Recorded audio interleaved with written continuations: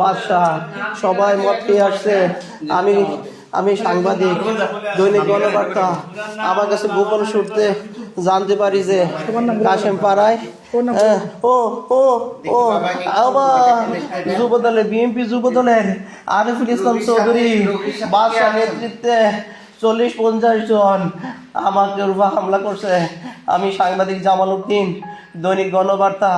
আমি গোপন সূত্রে খবর পাই যে কেন্দ্র দখল করার জন্য বিএনপির লোকজন জাগিয়েছে। ওরা আমি যাইয়া দেখি ওইখানে ওরা উশৃঙ্খল করতেছে। আমি যখন ভিডিও করতেছি আমাকে বলতেছে তুমি কে? আমি বলতেছি আমি সাংবাদিক।